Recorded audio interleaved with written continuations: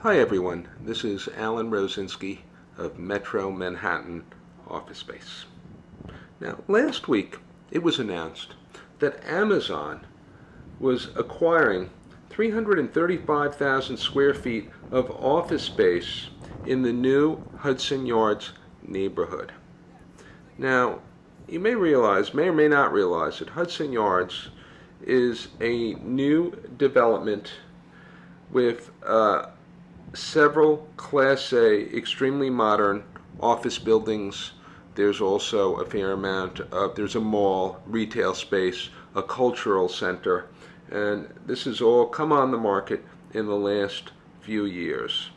Access to Hudson Yards is via the number 7 train, crosstown bus on 34th Street. Now, this new neighborhood is located in Midtown Manhattan.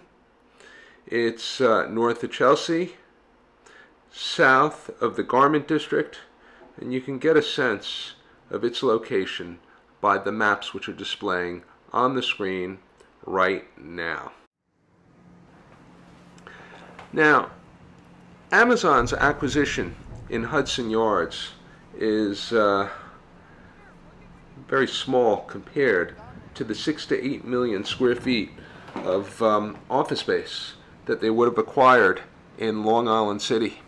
The state and the city of New York were offering $3 billion in incentives to Amazon, but due to local opposition, Amazon backed off. Probably not a great thing for the city of New York, but at least the new acquisition in Hudson Yards is going to bring 1,500 new jobs to the area. Good thing for New York. Now, the sort of tenants which gravitate towards this area, to this new neighborhood, are large corporate tenants, public companies, companies like Time Warner, Wells Fargo. Facebook acquired 1.5 million square feet of new offices in Hudson Yards. That was announced last month.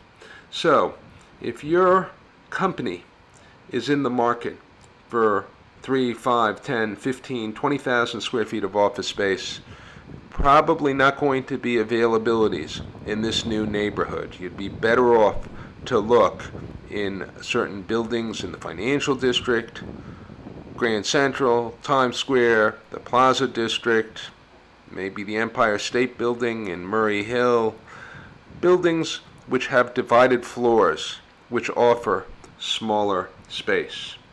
Now, also, Hudson Yards is attractive to companies in areas of Manhattan with outdated infrastructure, where the buildings are older. An example being Grand Central Station, where most of the commercial office buildings were built in the 20s, 30s, 40s, 50s, and they don't have the amenities of extremely modern construction. Now, you probably, if you're visiting New York or just live in the area, would want to look around in this neighborhood. It's a very, very lively, good shopping, really fascinating that a new neighborhood could just completely be built from scratch in 10 years.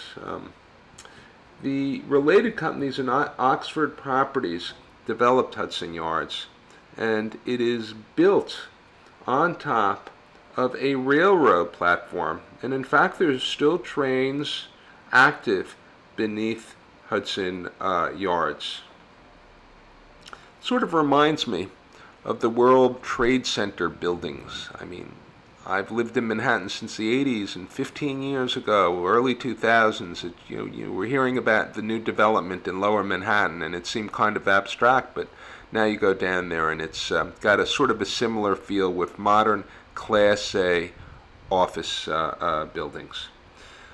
I hope this description of the latest developments in Hudson Yards and the latest leasing activity is of interest. I invite you to subscribe to my YouTube channel and have a nice evening. Good night.